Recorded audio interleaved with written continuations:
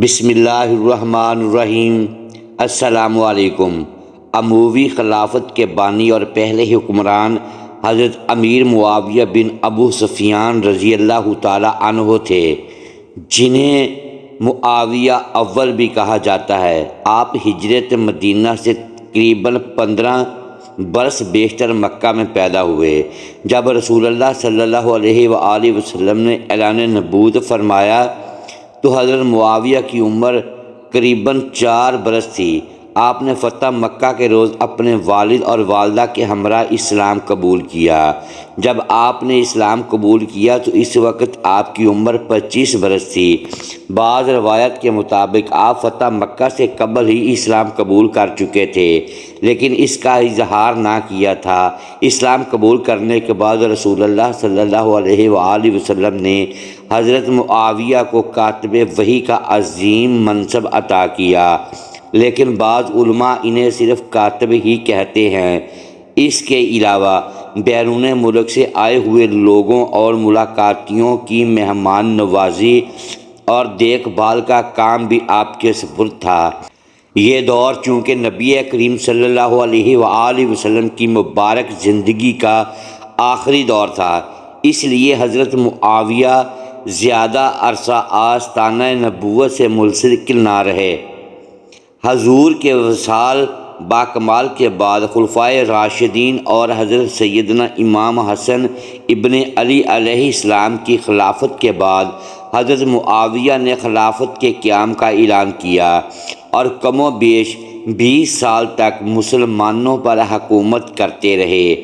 آپ کو پہلا مسلمان حکمران ہونے کا بھی اعزاز حاصل ہے کہ جس کا نام سرکاری دستاویزات، سکوں اور کتبوں پر کندہ ہوا۔ آپ نے اپنی زندگی میں متعدد شادیاں کیں، لیکن اولاد صرف 2 بیویوں سے ہوئی۔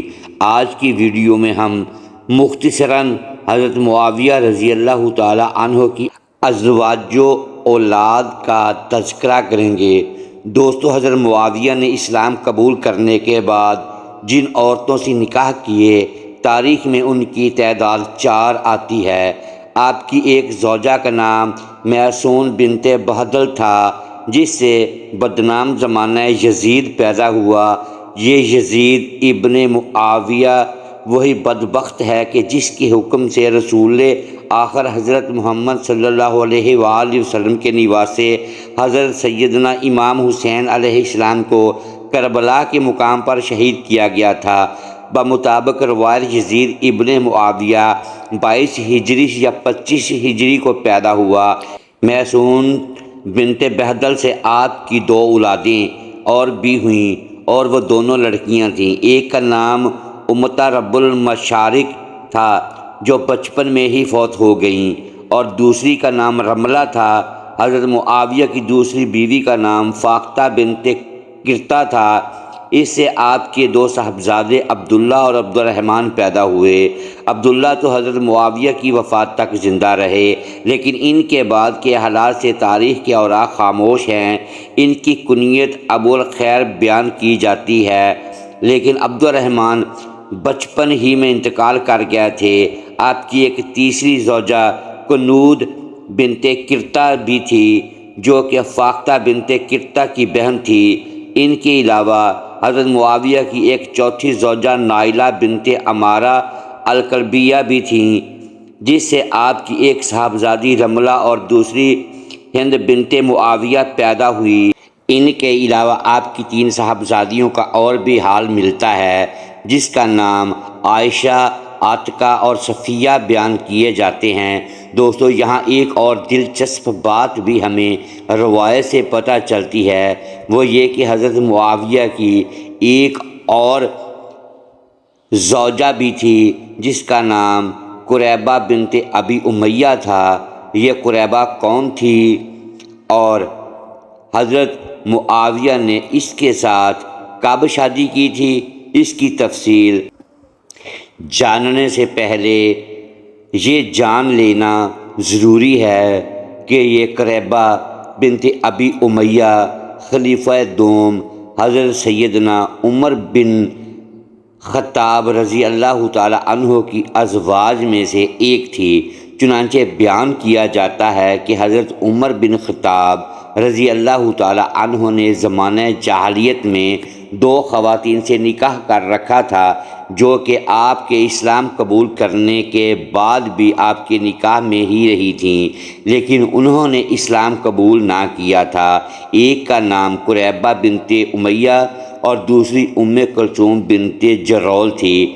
جب قرآن مقدس میں یہ حکم نازل ہوا، یعنی اور اے مسلمانوں، تم بھی کافر عورتوں کو اپنے عقد یعنی نکاح میں نہ روکے رکھو، تو اس حکم کے نازل ہوتے ہی حضرت عمر فاروق نے ان دونوں عورتوں کو طلاق دے دی۔ کلثوم بنت جدول یا جرول سے حضرت عمر فاروق کے 2 بیٹے بھی پیدا ہوئے، جو کہ دونوں جنگ صفین میں شہید ہوئے تھے۔ کلثوم بنت جرول نے اسلام قبول کرنے سے انکار کیا اور اپنی قوم کے ایک کافر ابو جہم بن حذیفہ سے شادی کی اور کفر پر ہی اس کی موت ہو گئی، جبکہ قریبہ بنت ابی امیہ نے طلاق لینے کے بعد واپس جا کر حضرت معاویہ بن ابی سفیان سے شادی کر لی۔ اس وقت تک حضرت معاویہ نے اسلام قبول نہ کیا تھا۔ حضرت معاویہ قریبہ کے چچا زاد تھے۔ ان کی والدہ ہند بنت عتبہ قریبہ کی خالہ تھی اور ام المومنین حضرت سلمہ رضی اللہ تعالی عنہا قریبہ کی پھپھو لگتی تھی۔ حضرت معاویہ کی قریبہ سے شادی کے نتیجے میں 3 بیٹیاں بھی پیدا ہوئیں، جن کے نام تاریخ میں حکیم، سعید اور حبیب ملتے ہیں۔ یہ شادی حضرت معاویہ کے زمانہ جاہلیت میں قائم ہوئی، مگر حضرت معاویہ نے قریبہ کو کب طلاق دی، اس کے بارے میں تاریخ خاموش دکھائی دیتی ہے۔ علامہ ابن سعد علیہ رحمہ نے طبقات الکبریٰ میں ذکر کیا ہے کہ قریبہ بنت امیہ نے بعد میں اسلام قبول کر لیا تھا اور حضور نبی کریم صلی اللہ علیہ وآلہ وسلم کی صحابیت کا درجہ بھی پا لیا تھا۔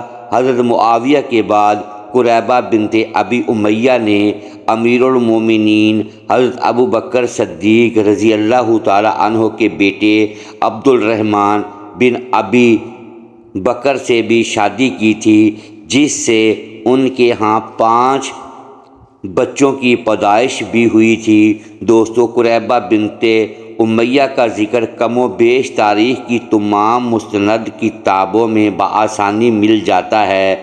آج کی ویڈیو کے بارے میں اپنی قیمتی رائے کا اظہار ضرور کیجیے۔ اللہ آپ کا اور ہمارا حامی و ناصر ہو، آمین۔